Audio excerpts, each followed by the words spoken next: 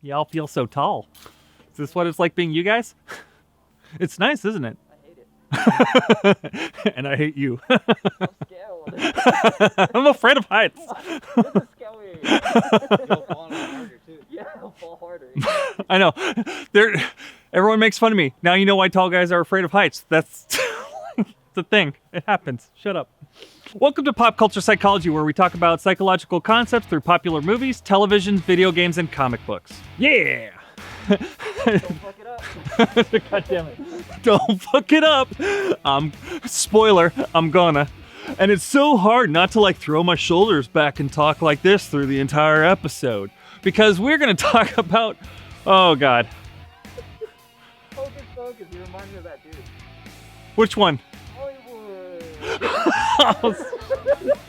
Do I kind of look like him too, don't I? Yeah. Fucking, we haven't even started the episode, guys, and this is what's happening. I'm sure you already have something up here with us comparing pictures, right? You know what's worse? You know the old, early 2000s band Hanson? Go back and look at the oldest brother. You know how many times I would walk down the hallways and I'll be listening to the Misfits or the Sex Pistols, and out of nowhere I'll just hear someone whisper in my ear, a friend hopefully. Bop. It's like, fuck. And now I got the other guy stuck in my head. The Swedish dude. What's his name? No. God damn. No, the YouTuber that I need to eventually know his dance. Okay. Guys, we haven't even started the episode, but this one's fitting for us to already derail right before we even start. So, I'm not... Everyone always wants to be unique. I'm not. I look like a dozen other people, and I'm okay with that. Just because you're unique doesn't make you anything important. Doesn't make you useful. Doesn't make you wanted. Yeah, we did literally one line, and this is where we're at in life. So, hi everybody, welcome back. I'm so sorry, Elio. I could hear it's fine. One set. Behind you.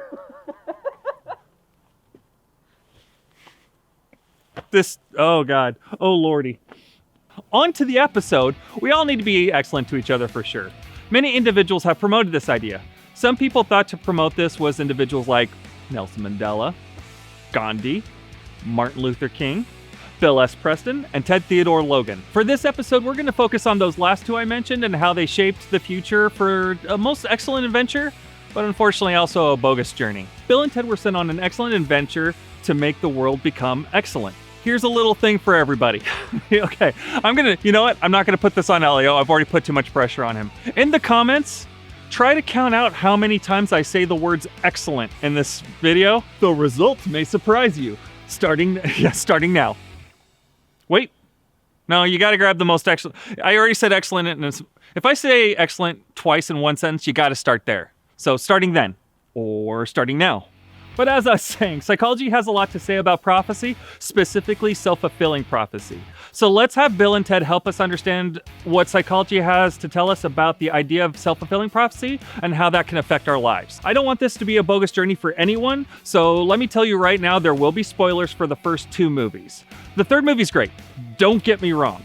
But without jumping the gun on spoilers, all I will say is that Bill and Ted Face the Music is really kind of its own entity, and even though these movies clearly don't care all that much about continuity, it really is its own kind of monster when it comes to the general lore of everything, so we're not going to discuss it too much here. So before we talk about the psychology, let us make sure we both know who these chosen ones are. The year is 2692, and San Dimas, California has become a great utopia for everyone and is the most excellent place where everyone is excellent to each other.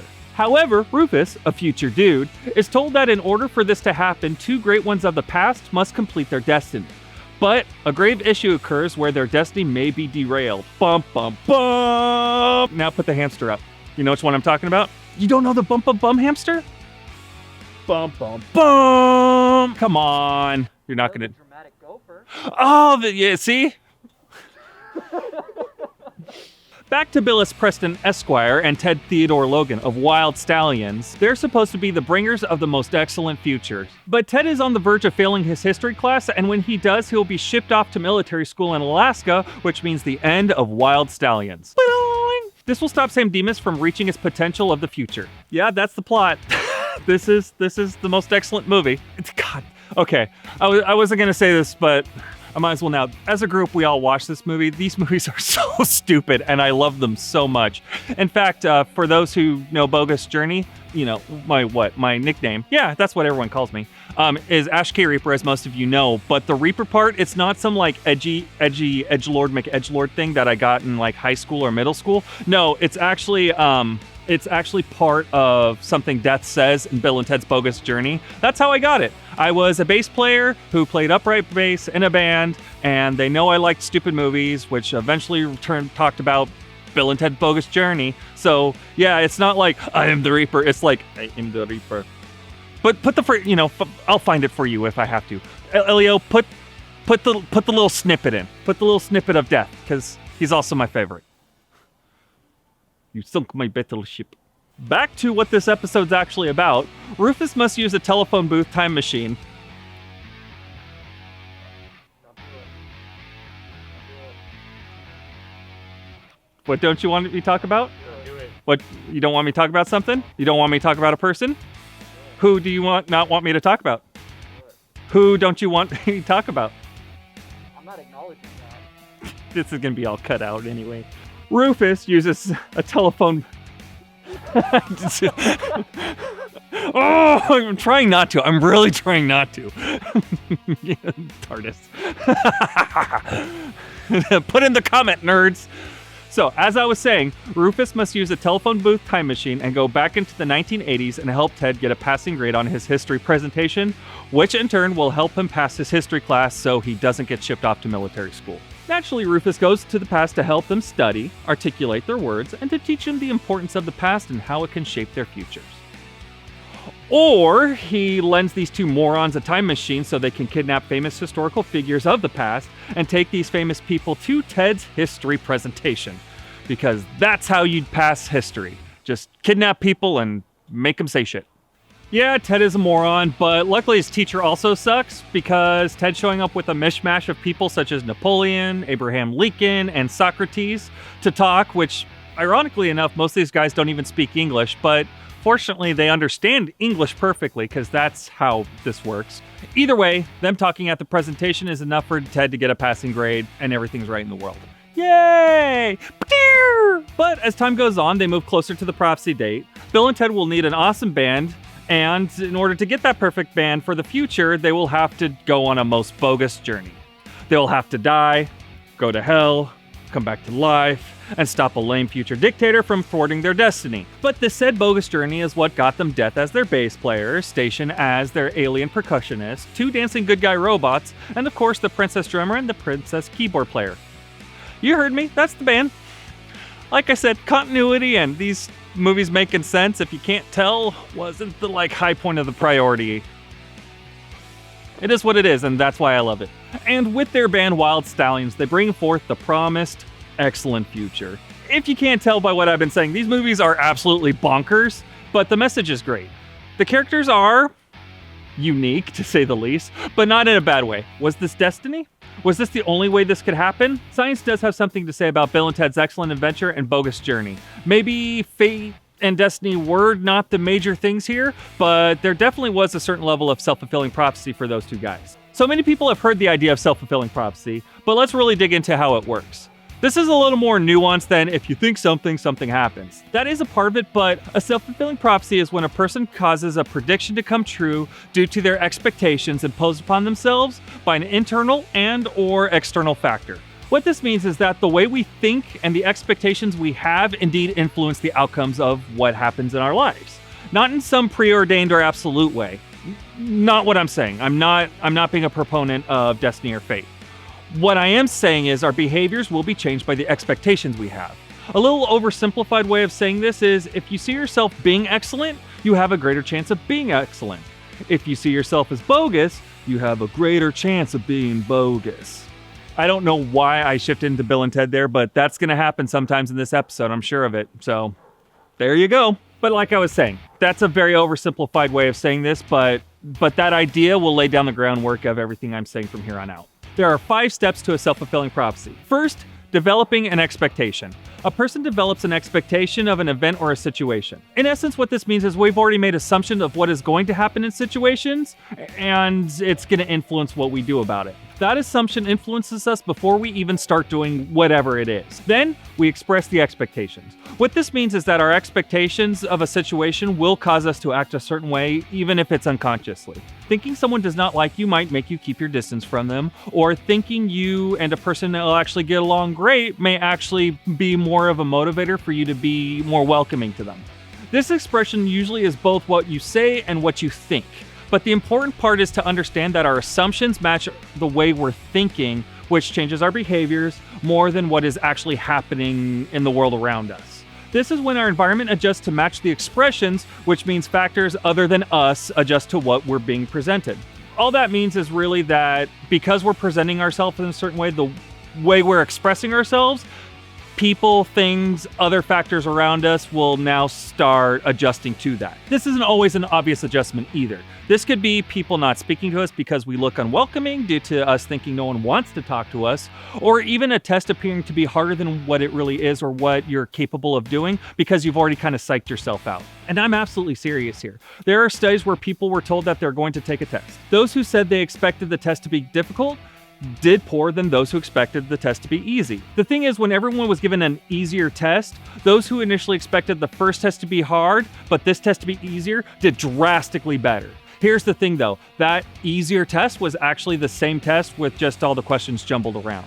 Other studies down the road also show this and summarize that if you're going to think you're failing, your attention to detail and thoroughness might shift in a way that matches your expectation of failing. This leads us to the idea that our expectations become reality. All this means is the way we think, and in which in turn the way we act, does play a role if we are going to be good at something or going to be bad at something. If you think you're going to be better, you tend to focus more and try to be better. If you think you're going to fail, you kind of just not try as hard. And of course, that means reality strengthens our beliefs. Meaning that when we believe we're going to fail and then we do fail, our belief that we are not good enough, or the vice versa, if we think we're going to do really good and then we succeed, we're going to believe that those things happened no matter what. There was nothing we can do about it. The way we thought, and then the way we express ourselves, and the way people react to us, even though that beginning part was based mainly on us, we see that, most of us at least, see it as an outside factor that could not be changed. So I failed because I wasn't good enough, or this happened because of something that was not me. And a lot of the self-fulfilling prophecies part that people miss out is, yeah, the other factors are part of it, and I'll get to that in a second, but it all started with the way you thought, which affected your behavior, which in turn affected other people's behavior, which affected your mentality, which became a reality, which in turn became true in your brain. Yeah. Yeah. I said it. I did a thing. As I said, self-fulfilling prophecies increase your chances of something you expect to happen. Nothing is set in stone though. Other factors do come into play. If you're lazy or if you're overly cocky about something, personality traits is a big one. That's the best example for this. I don't know what this is. This is an example. This is an example. I just plucked it out of the air. Hey, that works. We're going with it. Hi everybody, how you doing? I completely lost track. But yeah, that was a good example. We're keeping it. Yeah, we're gonna do it. Self-fulfilling prophecies do increase or decrease the chance of outcome happening, but in reality, some expectations are just too realistic and outside of the realm of possibilities. Obviously, that plays a factor too. Using the example of wild stallions, Bill and Ted thought they were excellent and never even learned how to play their guitars at first. Even though they thought they were excellent and they have their behaviors to show that they're gonna try to keep sticking it out and keep trying to make things happen, it's still not that great that they're going to be this chosen rock band because, what they want is just too far out of reality. But self-fulfilling prophecy still played a certain role in this because they adapted and adjusted because they still were driven to be excellent. They didn't give up because they never thought they were failures. They found a way to adapt and work around needing guitar lessons pretty quick. Having a time machine kind of helps with that. But in essence is, even though really there was no reason for them to be a great band, they found a way to make it happen, and a lot of it was that idea of believing something which changes your behavior and so on and so forth. So even though their expectations were unrealistic, they still found a way to make those things possible when they really shouldn't be. And that's kind of a big part of self-fulfilling prophecy. You either find ways to stop something from happening or to create something from happening, not always good or bad in either case. So you can tell belief does play a very big role in all the ideas around self-fulfilling prophecy. Strong belief is hard to change, and the stronger the belief, the harder it's going to be to change, even if there's a bunch of facts to state the otherwise. This does mean that if you build this strong idea in your head that you will be successful or you will succeed in something, that will be more impactful than when you do succeed. Then if you have a failure, you'll kind of brush it off. Motivation and drive will be harder to derail, and a person with a strong belief of success will pretty much be undeterred by anything that gets in their way. So again, this idea of self-fulfilling prophecy is, even though it's not predetermined, you're just more driven to make it happen because you think it can happen versus if you think it can't. To give you another idea on the power of belief and self-fulfilling prophecy, there is a peer-reviewed study that show how these things can really change a person's approach to a situation. And I fucking love this. One study had half the people allowed to walk into a test with a lucky charm of something. It really could be anything. It didn't really matter what it was, as long as the person who brought it with them thought it was lucky. Now, again, science is going to tell you there's no such thing as luck. Okay? So take that into account, because the people who brought a lucky charm with, I think it was a memory test. Honestly, sorry guys, I pulled this from memory. I don't remember exactly what it was, which is ironic because I think it was a memory test. The people with the lucky charm did, I'm just gonna say they did a bunch better. You know what? I'm trying to be a little more scientific on this spot, but it's just not how I roll. No, they did a bunch better.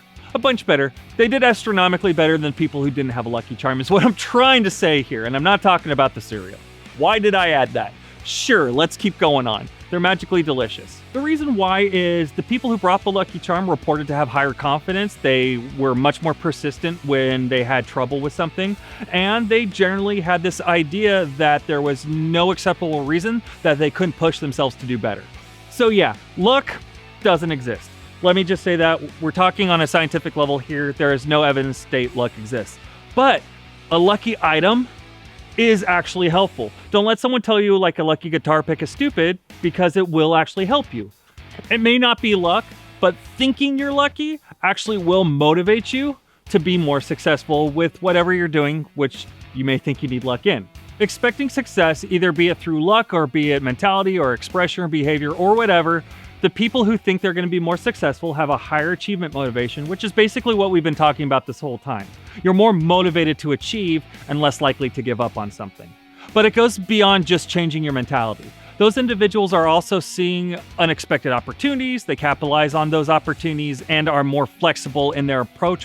Which I'm saying is, again, they'll grab an opportunity if they see it, and if one approach isn't working, they'll try a new one. That in turn also means that those who expect failure tend to be more rigid in their thinking. They tend to try one thing, and if it doesn't work, they kind of just give up. Or when they think that they should think outside the box, they simply don't. My favorite study that really explains this is when a group of people were told to count a number of photos in a magazine. Easy enough, right? Well, those who expected it to be difficult, or just kind of thought it was beyond them to do it accurately, took a lot longer to count the photos. This wasn't because they were being more thorough. It was because that the people who thought this task could be easy or doable or whatever, they thought could be done in a pretty good way, saw something very simple that those who thought it was going to be hard didn't see. The very first sentence in big letters said, "Stop counting. There are 27 photos in this magazine." Again, it just goes to show, because this was hundreds of people that this reflected in, that seeing something simple as a big sentence, people who kind of approach something with a little more failure-minded way couldn't see it. What this really showed is, through hundreds of people, that even though that it was just simply counting photos, people who thought they could be successful looked at the bigger picture and saw a big sentence that told them how many photos were in the magazine. Those who thought they were going to fail kind of set themselves up and missed a very obvious telling thing. I really just like that experiment. This is also repeatable for those who are asking, and yeah, it shows time and time again through not only just the photo magazine experiment, but different types of experiments to try different things, that this is really true. And I think that is so fascinating. Sorry. I just like sharing these studies with you guys. That's kind of why we do this. So, thanks.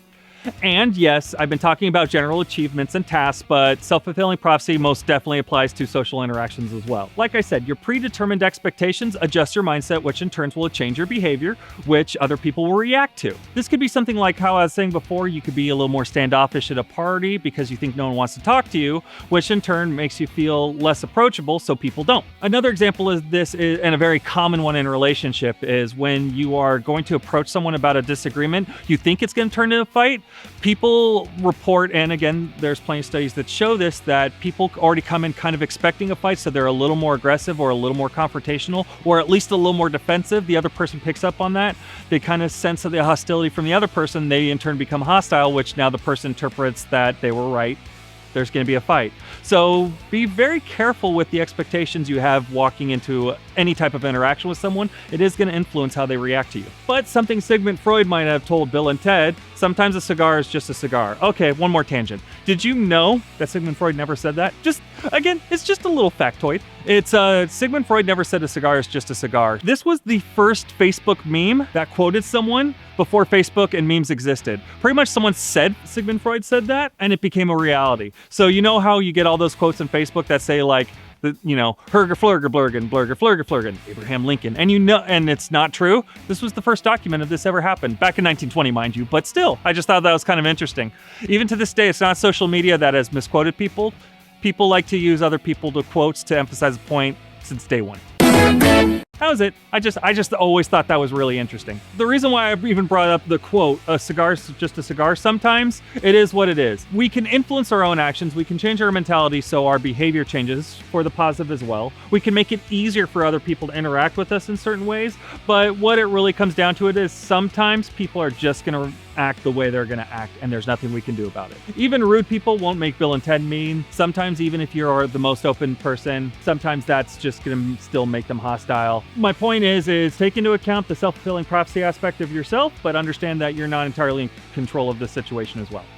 That's it. Which, of course, this leads me to my final thoughts on Bill and Ted. First, no matter what you think of these guys, they really do have self-fulfilling prophecy down. They initially didn't even know how to play their instruments, as I said, but they always held this attitude that they were going to be something. They thought they could get medieval babes, and they did, so there's that too. Because, I mean, if you see these guys, how did they get two princesses? I mean, you need to have some real hopeful expectations in order for that to work. Not to mention, they also figured out how to beat death at his own game. Well, not his game, but that was kind of the point. They found a new approach and beat death in different games. They sent to my battleship. What is his accent? It's not Russian. It's totally, and again, put a movie poster up here if there's no issue with that. They're totally like ripping off, and I use that term loosely, the seventh, I think it's called the Seventh Seal, the Seventh Sign. It's an Ingmar Bergman. It's Death playing chess with the dude. It's very famous. It's right here. It's right here? Or it's right here? It's right here? Here? Okay, yeah, put it up.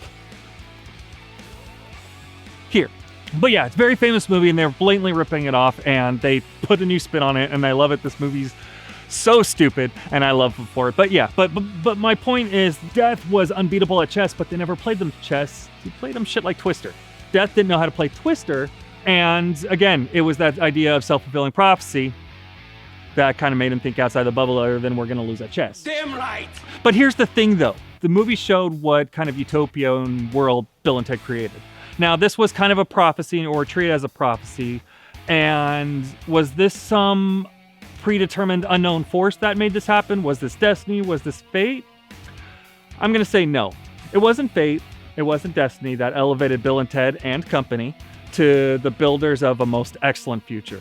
Bill and Ted's mentality and belief was what created the future, not the other way around.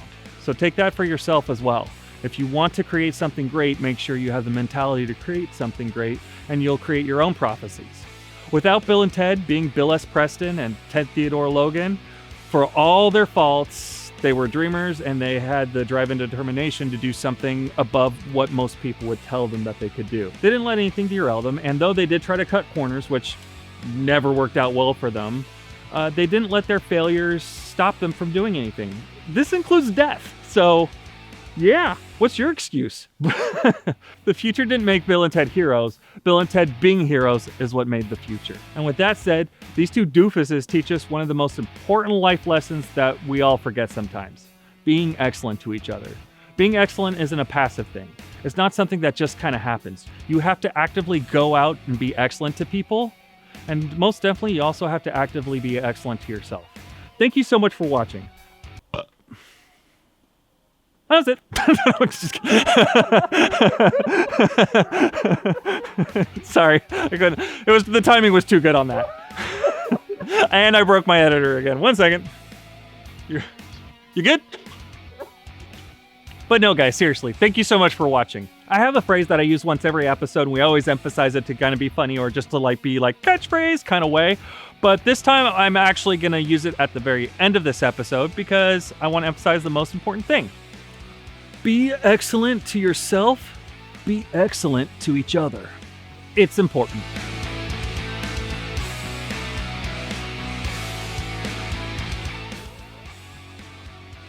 What's this for? Or did you just want me with the scythe because this is kind of my jam right here? No.